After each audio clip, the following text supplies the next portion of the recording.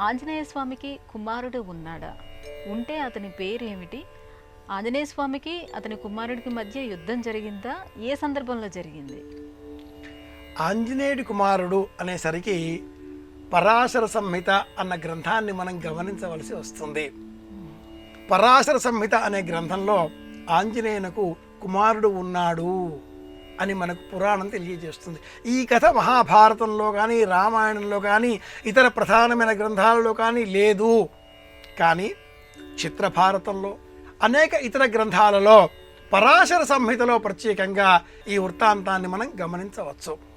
లంకా నగరాన్ని అగ్నికి ఆహుతి చేసిన అనంతరం తన వాలమునకు ఇంకా తాకి ఉన్న ఆ అగ్నిని ఆర్పివేసే నిమిత్తమై ఆంజనేయుడు సముద్రం వద్దకు వెళ్ళాడు.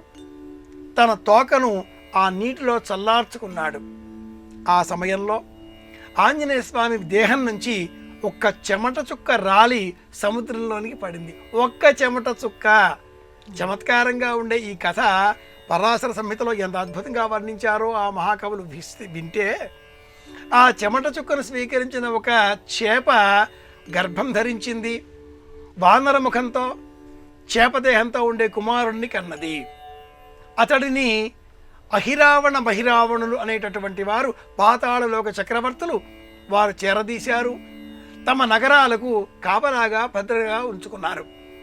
సీతాదేవిని తన వద్ద భద్రపరిచినట్లయితే రాముని యొక్క తాకిడి పెరిగిపోతుంది అనే ఆలోచనతో అహిమహి రావణుల వద్ద ఇంద్రజిత్తు సలహా మేరకు రావణుడు సీతాదేవిని పంపించగా, సీత జాడ తెలవని ఈ వానరులంతా రామలక్ష్మణుడు సైతం బెంబేలు పడిపోగా పాతాళ లోకానికి వెళ్ళిన ఆ హనుమంతుడు తన కుమారునితో యుద్ధం చేశాడు.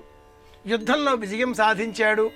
తదుపరి సీతాదేవిని చూడగలిగాడు అనే వృత్తాంతాన్ని చిత్రభారతం ప్రత్యేకంగా పరాశర సంహిత అనే గ్రంథం విశ్లేషణాత్మకంగా వివరించడం మనం గమనించవచ్చు.